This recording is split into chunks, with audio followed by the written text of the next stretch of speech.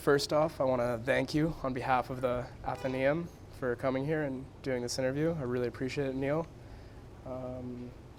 In a few words, if somebody came up to you and said, "What do you do on Island?" what would you say? What am I doing? What do you do on? Who are you? Who's Neil Paterson? Just in a few couple words, what do you do out here? It's an interesting question. I know. Who are you? I am a proud American, Scot-American, who came to this country in 1979 and ended up in Nantucket very quickly. I work with stone, and I've been involved in doing a lot of public service, which I've mostly enjoyed. So that's who I am. Family, 2 children, both Nantucketers. So. Can you talk to me a bit about growing up in Scotland? Growing up in the north of Scotland was very isolated. It was north of Inverness, very in the winter there's only 4 to 6 hours of daylight. We grew up on a farm. We worked from the minute you could work, you worked, and I was sent away to school when I was 8. And it was a Victorian type school, so there was lots of discipline and pretty rigorous, lots of beatings and long runs and things like that, because that was the type of place it was. Oh, great, water. Thank you so much. So. And I mean, but in the summer, on the other hand, it was daylight for 20 hours a day, and it was absolutely gorgeous. And but my father used to say, Scotland's greatest export were its people. And I have 4 siblings, including myself. 3 of us live overseas, have emigrated. So, and my other brother lives in Edinburgh. No one can stay in the north of Scotland because it's economically very depressed. So. And you grew up on a farm, is that correct? Yeah. What was it like growing up in kind of I don't know what the word, a working household, I guess, growing up? I'm sure it required a lot. Well, you learned to, if you wanted to eat, you learned to work. I mean, not literally, but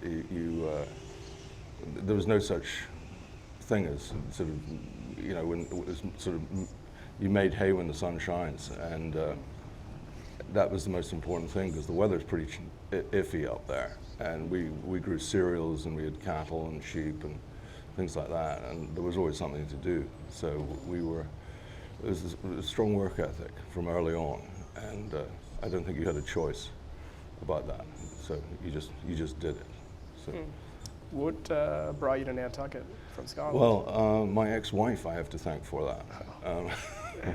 I was married very young.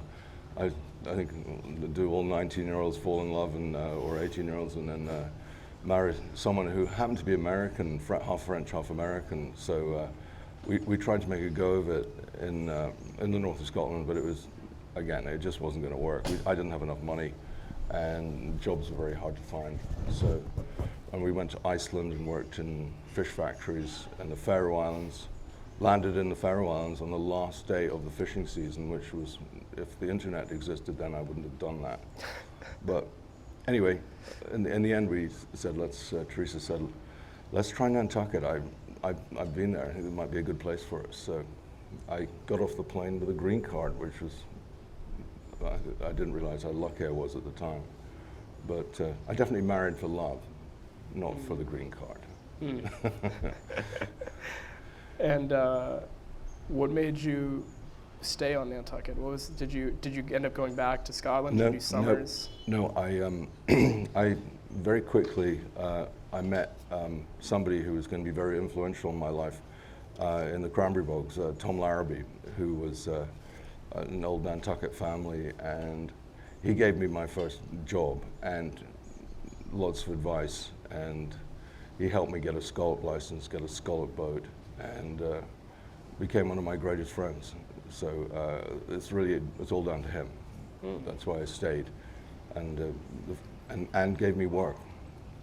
So back in the '79, it was the winter was tough, so not like now. But anyway. As a Scottish immigrant who's called Nantucket home for several decades, has there been any culture shocks you encountered when first arriving here?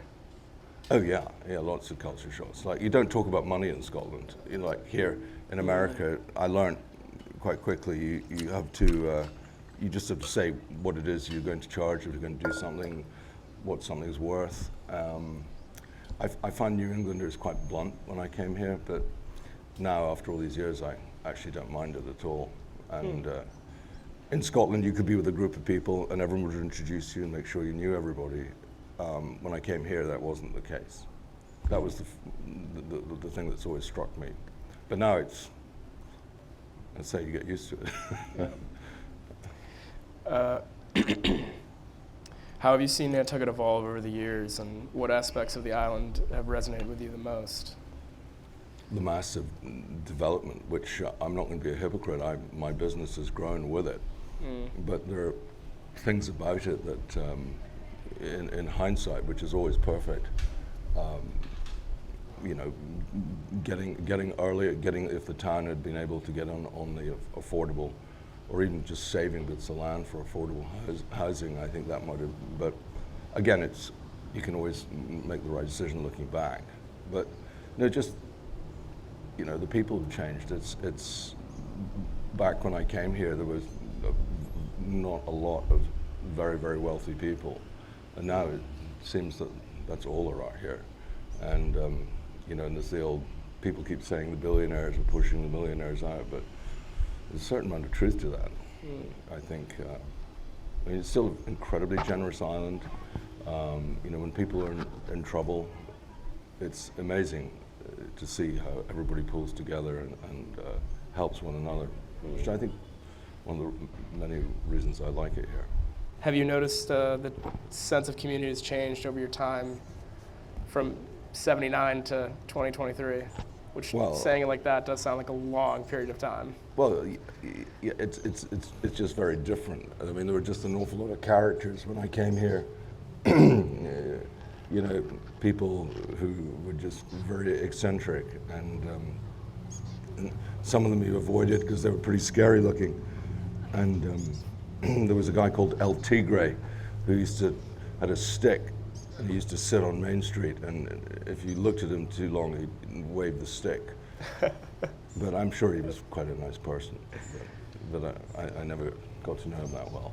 But it's very different. I arrived after the Bosun's Locker closed, which was a pub on the other side of Main Street, a bar. It was run by the Manchesters, and it was meant to be pretty wild.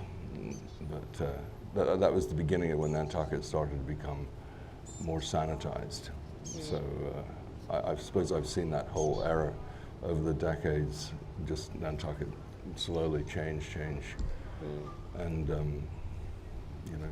change happens all over the world all the time. So. What do you think of the community today?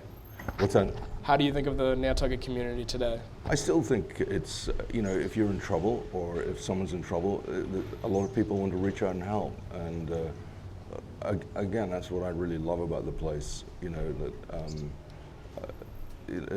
everybody, the people who live here year-round are very, when one of their own or our own needs help or there's a tragedy, people jump up and jump in and help. When there's a lot to say for living in a place like that.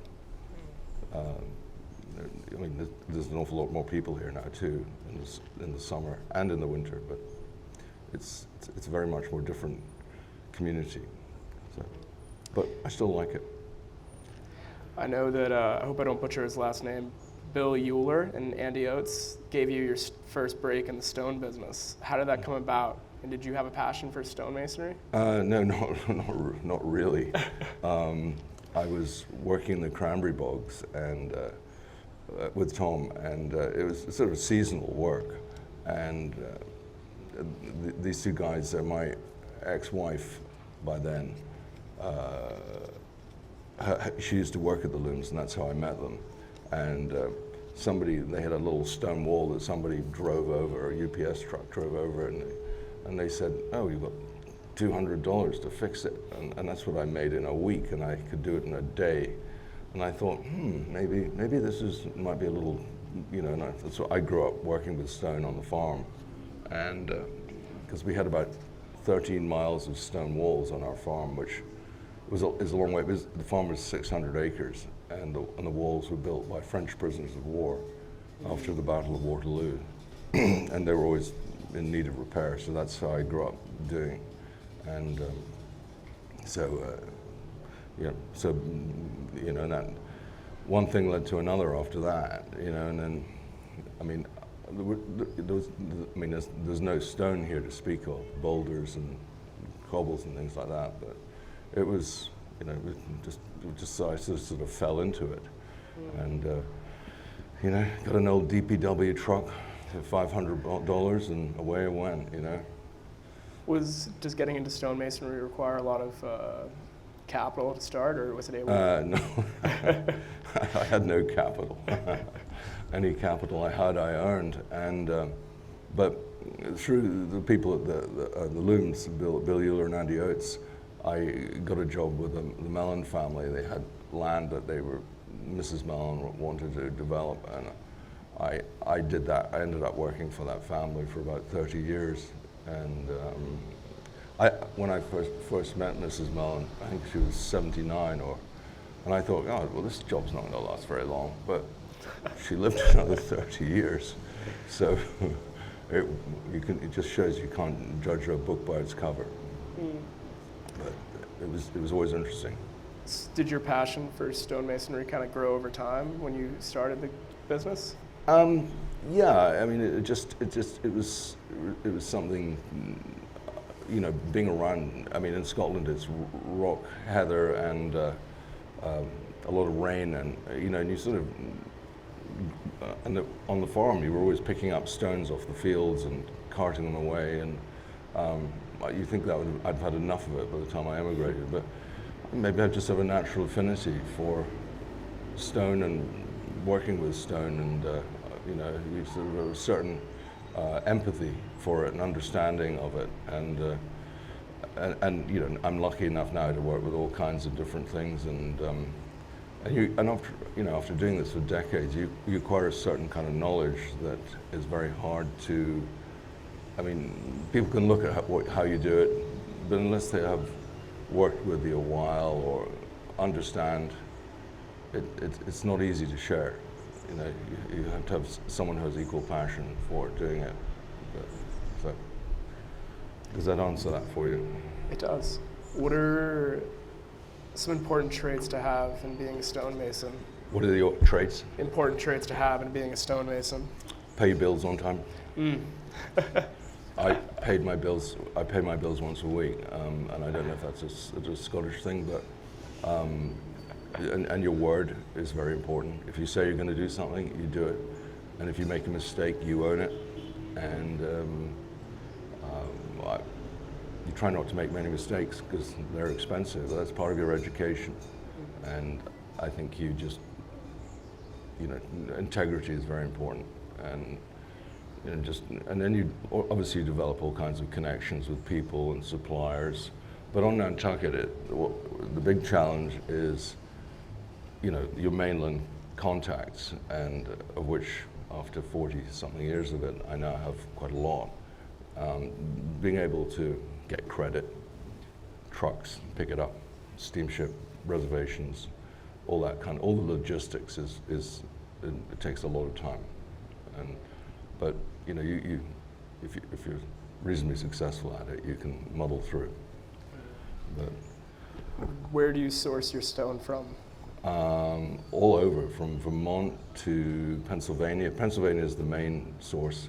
We have a saw shop down there that cuts a bluestone essentially into all shapes and sizes, and from pool copings to patios and things like that, and steps.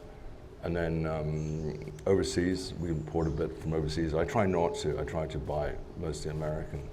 And Connecticut, a lot of stone in Connecticut, and marble for headstones. Right now I'm buying some Danbury marble, which is quarried inside this mountain where I've been, where it's 57 degrees year round. And you drive a quarter of a mile into this mountain and you can pick what you want from the different layers. It's sort of eerie, but but you know, a chance to travel, check things out. You had worked on, I'm blanking on the name, I want to say it was a Prospect Cemetery back in Oh yes, no, I did a lot of 2012? renovations to headstones, yeah. What's the process like for that? Is it different from actually? Oh yeah, it's you have to be very patient, and a lot of it is just pinning the pieces of the headstones together with glue, without showing the glue and without showing the stainless steel pins. It was actually very satisfying, and you wondered a lot about who these people were, you know, and you know, I think it's quite peaceful work too, and again, I think you sort of leave the place better than you found it once you finished it. So, but that was very interesting. When did you start working with steel? I grew up welding. I worked on an oil rig, building oil rigs before I emigrated.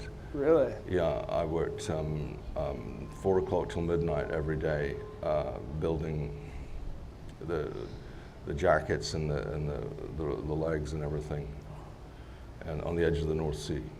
So. What was that experience like for you? Brutal, brutal, and also because you don't miss those days. Well, you know, it's sort of funny. Well, it wasn't funny, but because I kind of got the job through my father's connections, and it was a very, very socialist workplace, and you weren't allowed to you weren't allowed to use names. You had to call everyone comrade or brother, and I knew I was in trouble the first day I was there when they give you a locker, and it's you got a big padlock on it, and there's 3 big hinges. And I came back at the end of my 8-hour shift, and someone had taken a cutting torch and burnt the hinges off, and it was hanging by the padlock. And then I knew I was in for some fun.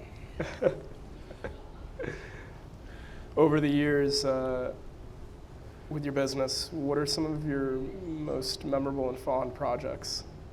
Oh, I can tell you what I just finished on Westchester Street. This guy, Jim Hagedorn, who did a really interesting restoration of a house that had basically been untouched for 50, 60 years. That was, you know, and he wanted to do it as accurately as he could. So I really enjoyed doing that, and plus he's a very amusing man. I don't think he'd want to interview him. He might need to have some language coaching first. Or just a lot of bleeps. Is there, throughout your history of your business, what's the largest project you think you've undertaken? Some of these massive summer houses. I mean, there's one where our current president stays when he comes here in the fall. That was a sort of 1.5-year project. But you have to be careful. You don't want to take on too much that you can't do other things. So that was always you're always juggling, you know, how you balance your work. I mean, but back then you could kind of do that. But now, well, I think things are slowing down now, actually. Really? Yeah, I do. I think I'm just seeing a slowdown compared to last year, which was frenetic. So maybe we're back to where we were 2 years ago. But it definitely seems like and everyone tells me everything's slower, but. Do you feel as though you've had less stone emergencies in the spring? Yeah, stone emergencies. Yeah, that's a first world problem, isn't it? Yeah, less stone emergencies. But there's always one lurking, you know. I mean, and you know, what people forget is you're dealing with boats and July 4th and reservations and, you know, and then we had COVID, so there's still a knock-on effect from that. And some businesses just haven't geared back up, or they can't find anyone to work for them. So, moving a bit into your time on the land bank, my next question: The land bank has received increased scrutiny as of late, due in part to the need for affordable housing. How do you address the concerns of some of the community while still maintaining the role of the land bank? And Well, do you feel increased pressure to change the dynamics of the land bank? Oh yeah, oh God, oh yeah. No, I think the land bank's under enormous pressure. We've got 3,500 acres. We're not the biggest landowner. The Conservation Foundation is, but we have a revenue stream, which I think a few years ago, when there was an effort at town meeting to take some of our money, I think it was like sort of 80%, 20% said leave the land bank alone, which is sort of refreshing, because we have a great board of commissioners and staff. But I'm not really answering your question, which I'll try to do now. Since then, we've been working or trying to work with affordable housing to try and partner where we can. We partnered with them on Dave Street, where we bought a piece of property that I think, if we were honest, we probably didn't really want, but it was helpful for them to, so they could get an extra couple of units on that development. But now affordable housing has, I think $75 million, 6.5 a year, $2 million in the annual budget. A lot of people feel it's time for them to actually start producing houses, because it's now, I think we're 3 years on when we started this process, so taking it incredibly seriously. So I was just speaking as one land bank commissioner, it would be nice to try and help them accelerate. I mean, I don't know. I mean, somebody said to me the other day, "Oh, you're done." And I said, well, possibly on some aspect, but we're also, we're trying to, as the population grows here, you do still need access to water, which, as more and more people are trying to block off access to the public. And I mean, look out in Pocomo Point, the property owners, a third of the parking lot is gone. Just for, I mean, did he have to do that? I guess that's his right. But so when the land bank can buy stuff that's on the water, that we've got a place in West Pulpus Harbor that we're going to get in, I think, 5 or 6 years, which will be amazing, and for kayaking, and there's a little pier there. There's another one in Hummock Pond Road where there's also a pier where people can drive down. So I still think there's a definite place for the land bank in Nantucket and Nantucketers' lives, and we try and manage it really well and are very approachable. But I'm not going to lie and say there isn't tension between affordable housing and the land bank, but I think in time, if we can ever manage to formulate a good, solid relationship, we can get there. You briefly touched on it. One of the things you're passionate about is public access. What exactly does that entail, and how are some of the ways the land bank tries to preserve that? Well, I would say I would define public access as like, when we buy something, it belongs to everybody. We're just the 5 stewards who make sort of bi-monthly decisions about the land, and we get a lot of encroachments. We get a lot of people who don't want the public. There's a recent place on Hummock Pond Road where a subdivision there was 3 acres of public land, and the people in the subdivision didn't want the public there, but it was part of this. So we try to enforce is too strong a word. We try and educate them and make them understand, look, you were able to build a house here, and this is, but the public are going to be using it. So, I try and be diplomatic. Is this a recent problem, or has it been a problem with the land bank since inception, or as long as you've been involved? The pushback of public access to some degree. It's it's in play. Also, when we're looking at properties, we always try and be careful. I mean, there's a lot of criteria when we're evaluating properties to buy.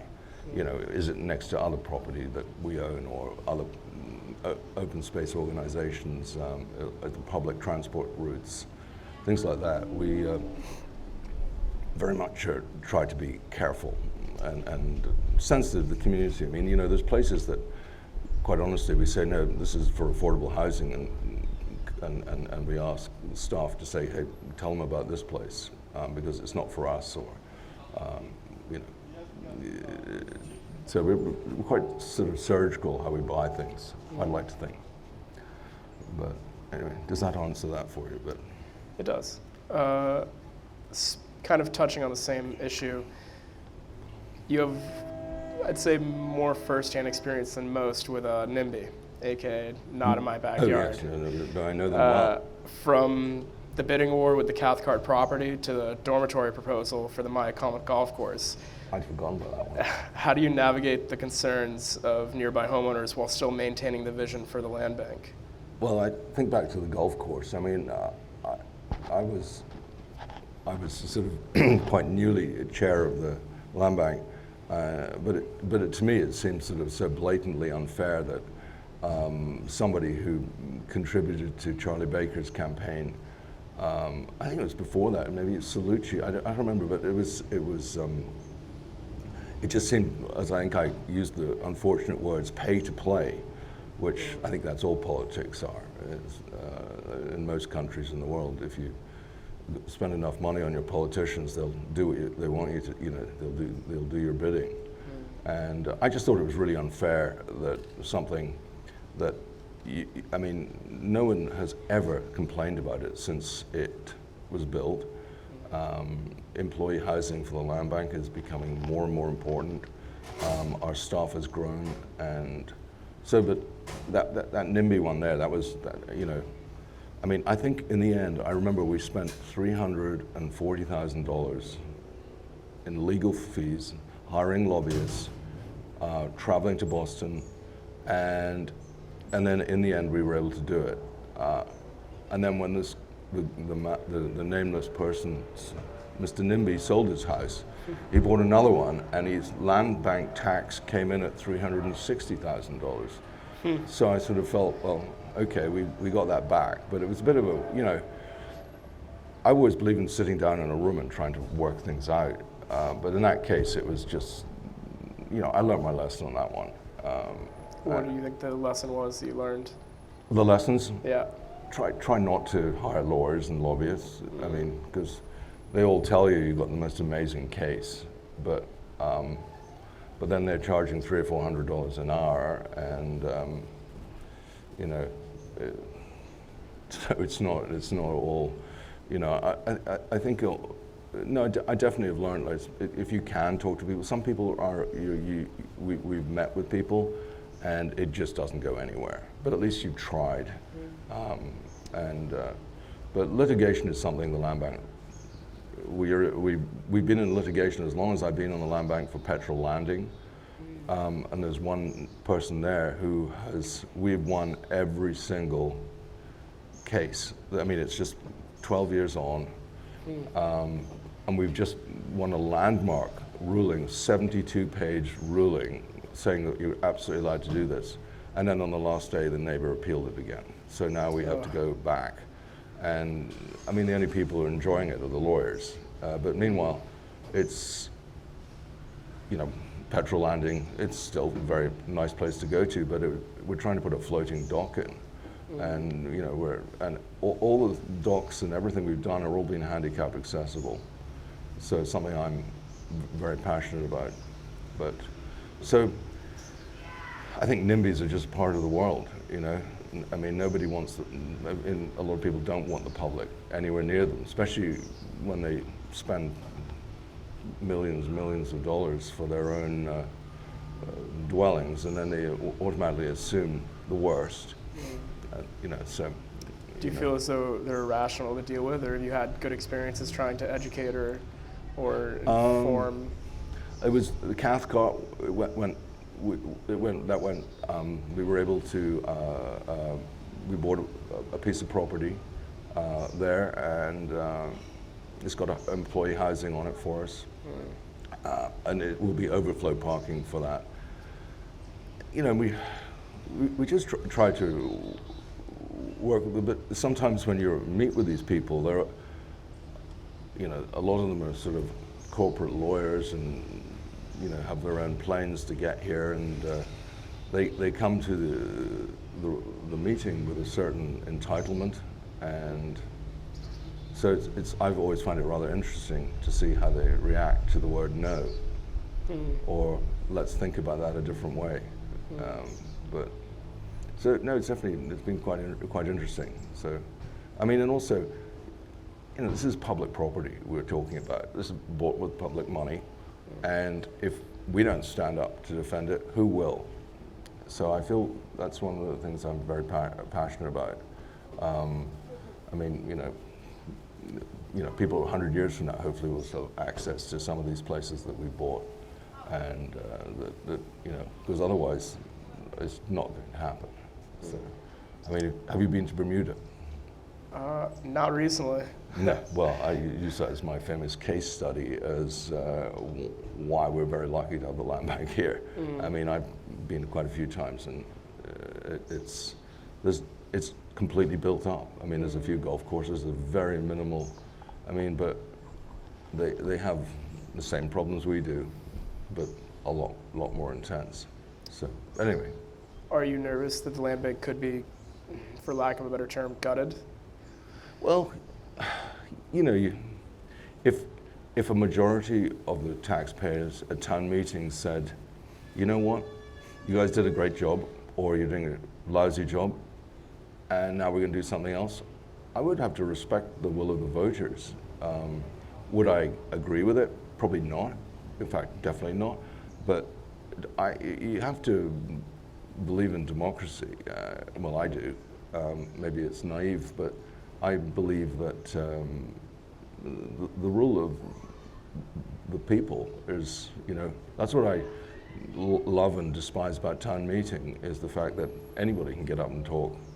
And if you can make an eloquent enough argument, you can persuade your fellow citizens or not.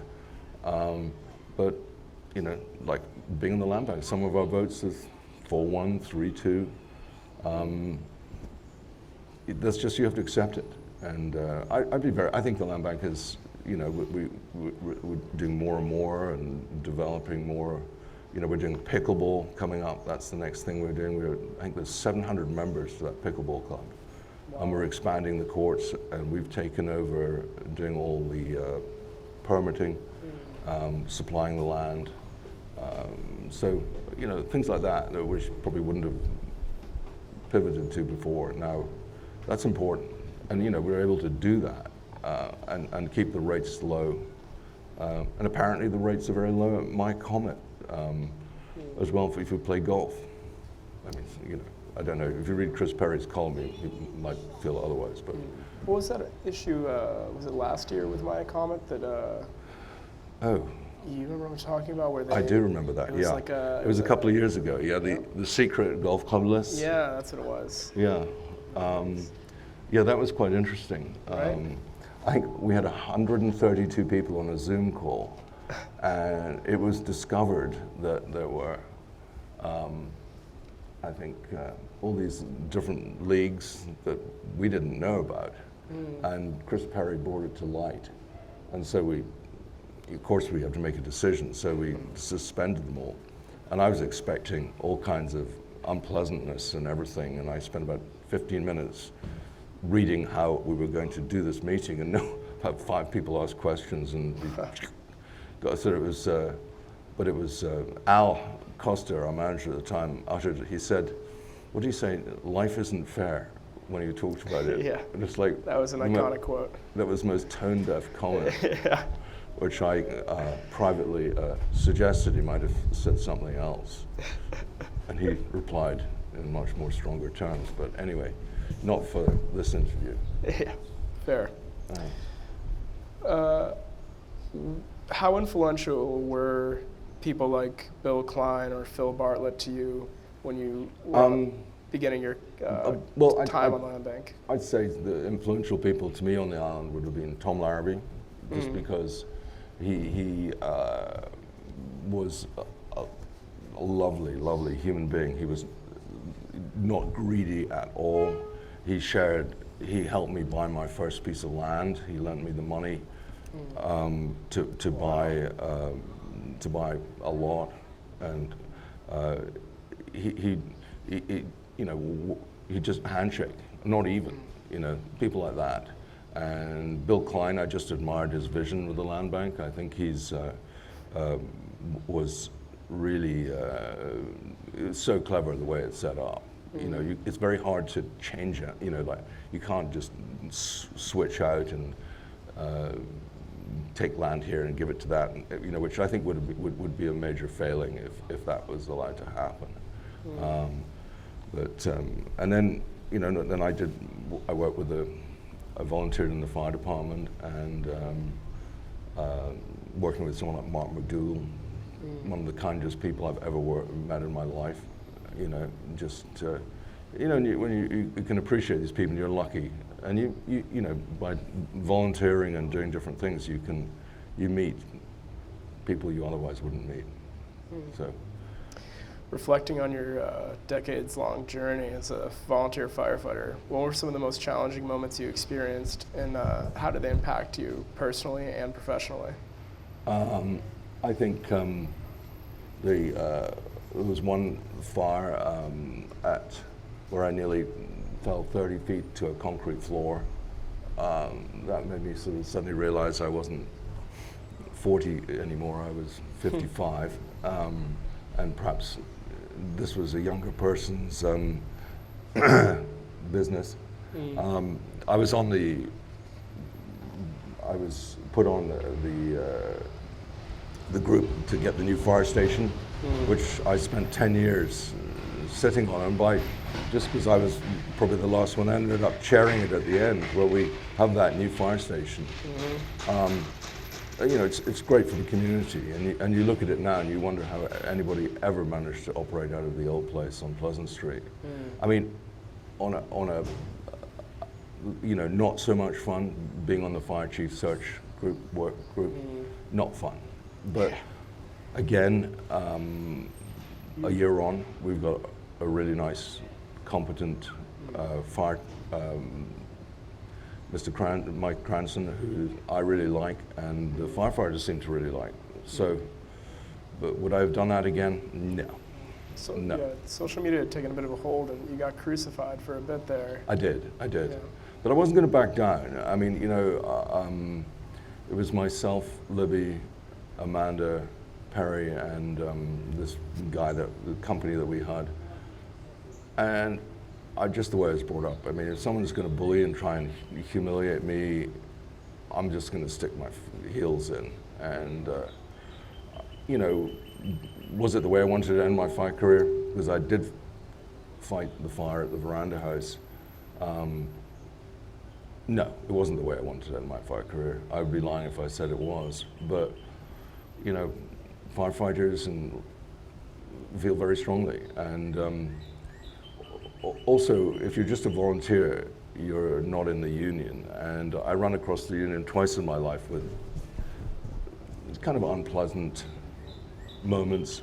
One on oil rigs in Scotland, and here it was. As I say, after 20 years, I sort of wondered what on earth I was doing, volunteering all my time, just to be vilified on social media. But you try to look ahead and try not to get too upset about it. But I'm human. Was it not fun? But anyway, time will tell whether it was a good choice or not. But I think it is. What was your mindset for first deciding to volunteer as a firefighter?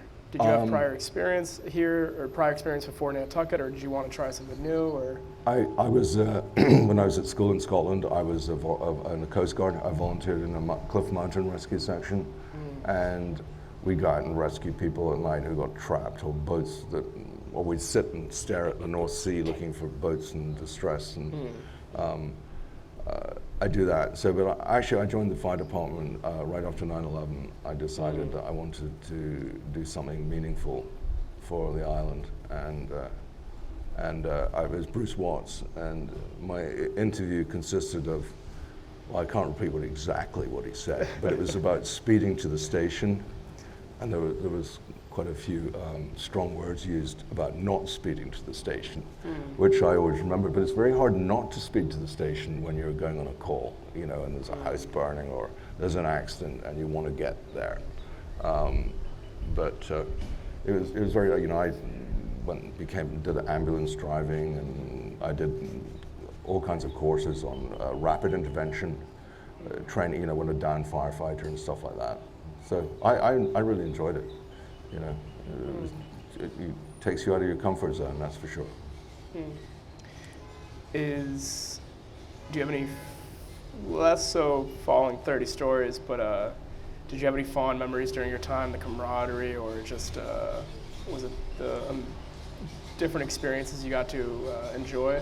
Has it changed, and kind of a follow-up to that one if you don't have as much, over your course of 20 years, has the firefighters out here really changed as a whole? Not more so the people, but the organization, or how much more busier the island has gotten, what they've had to do? Well, when I first joined, there were 4 full-time people at the station, and the rest of it was massive volunteers. And I think when I went to the Veranda House fire, excuse me, I was the only volunteer there. Wow. So it's all full-time now. And the training is intense, and every firefighter now has to go to academy. I mean, back then it was just, oh, yeah, you look like you can drive a truck, and you know, but there was some great local people you met, and then the famous Eldridges and Sconset that you treated with the utmost respect. We're getting closer towards the last question, but before I do that, I'd like to ask a couple quick fire questions. Okay. You ready? I'm ready. Okay. As an avid walker, what's your favorite trail on island? Oh, I would say Beechwood Farm, Almanac Pond out there. I love that, especially in the fall. Okay. What project are you most proud of on the land bank? I think the Hayes Park has got to be up there. You kind of and the garden, actually, and the garden there, because I helped from the Lambert Foundation, the Mellons. Oh, you're talking about that was Easy their Street. first, after Mrs. Mellon died, that was their first grant they awarded, and I applied, and I think they gave it $1.4 million to the. I've heard that they kind of, I've heard that it, your connection to the Mellon family kind of helped as well. Oh, I could, yeah, I think it definitely did in that case. Well, if you work for a family for 30 years, I knew all the people on the board, all the trustees, so it was helpful. And just to clarify, we're talking about the Easy Street Park. Yeah, Yep, yeah. What's the best piece of advice you've ever received? If something unpleasant happens, don't react immediately. I think take if you can. I find it as you get older, it's perhaps I'm better at it. Is just not instantly reacting. You know, don't write the email, read it again in the morning, and then probably don't send it. What's one thing on your bucket list you haven't accomplished yet? Where, here? In life. Well, retire, you know, transition on to doing something different, something else. Yeah. You know, I think I'd like to see younger people run for land bank, and you know, and it's the next generation's time to step up. I mean, I'm going to try and, you know, I've got 3 years left on this term, but there's other things I want to do. So I feel like retire is a common one to some degree, or just move on to retire or move on to something different is a common theme. I'll never retire. I'm always going to be doing something and making something or repairing something. I think when you retire and do absolutely nothing, I think that's just not me. That might be other people, and everybody should do what they're comfortable doing. If you could have dinner with any, I feel like this is one of mine, but I definitely think you've answered this before, but we'll go for it anyways. If you could have dinner with any historical figure, only one, not 6, Who would it be and why? Oh, I think well, it's easy to say Winston Churchill, but I think I would go with Winston Churchill just because he suffered so many defeats, and he was was poor his whole life, and but yeah, I'd say someone like Winston Churchill or the Duke of Wellington. He'd be another interesting one, who managed to win the day at Waterloo. If you could travel anywhere in the world right now, where would you go? I'm going to go to Scotland this summer. Really? Back to Scotland again? Back to Scotland, see my family, yeah. You go every year, is that correct? Or most? Do you go every year or most years? I do. I try to. I have, we have a pretty tight family over there, and I really enjoy it. But plus, it's not humid over there, which is really nice. And it's just, no, it was like, you know, when you start hearing the accents and the smells of your youth, and you remember just, you know, it's, you know, what my father used to say, the heart is Highland, the blood is strong. And that was just, he said many things, but that was one of the things I remember.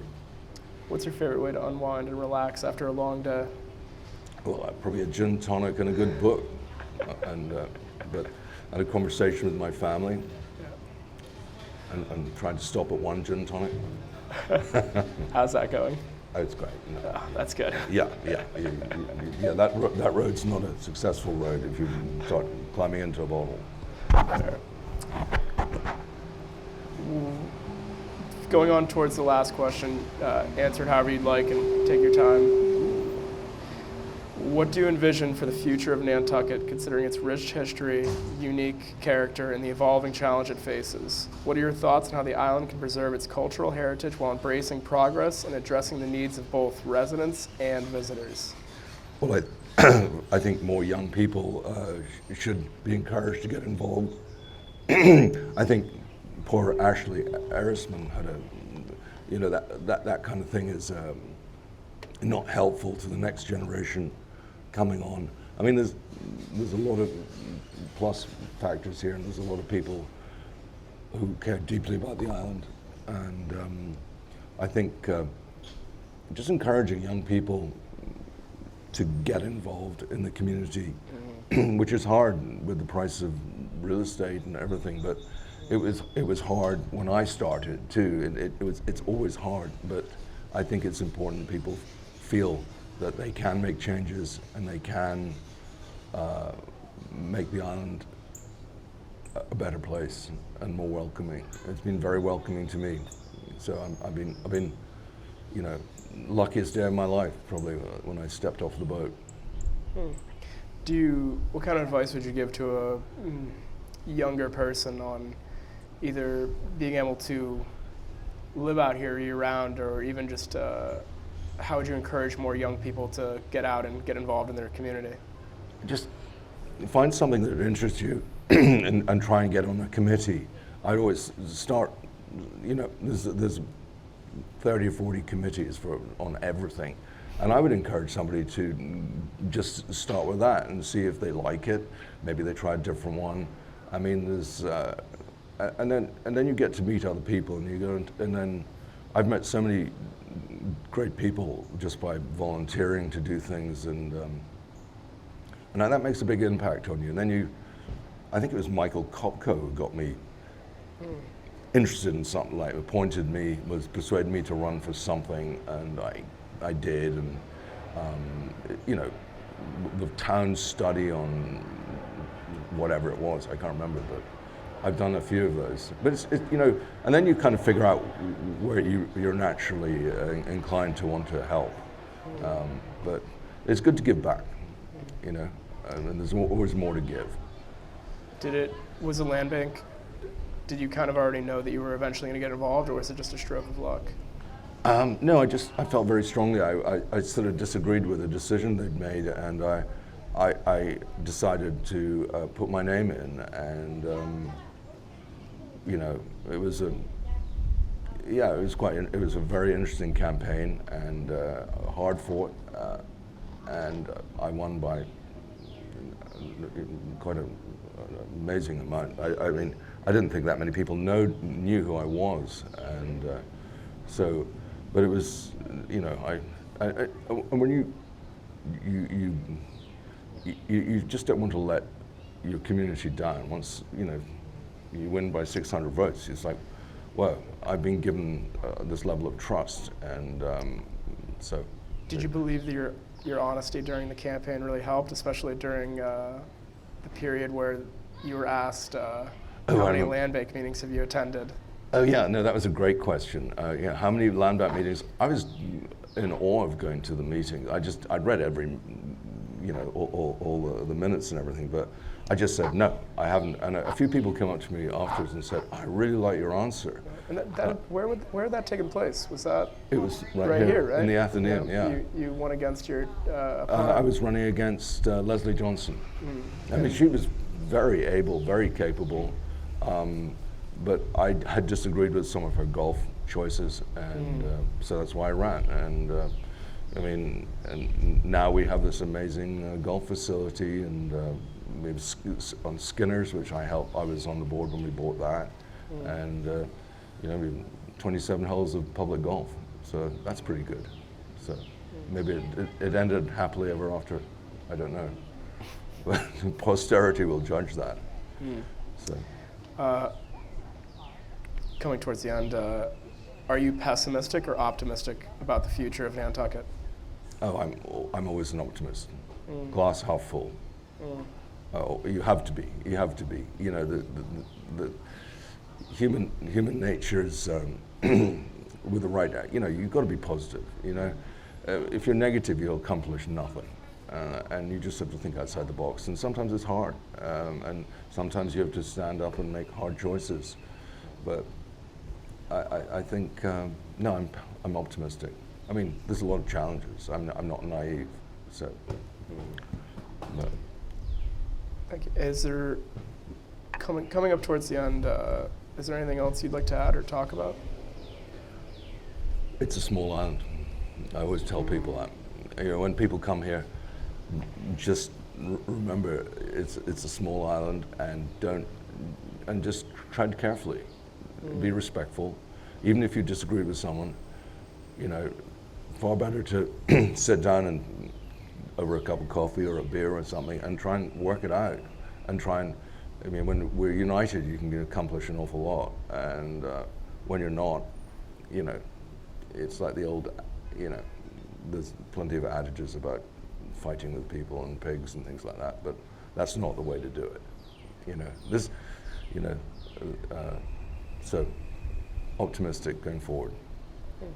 Perfect. Well, thank you so much for thank you for doing this interview, and I really appreciate it. And thank you, Neil. Oh, my pleasure. Thank you. Oh, my pleasure. Thank you. Oh, my pleasure. Thank you. Oh, my pleasure.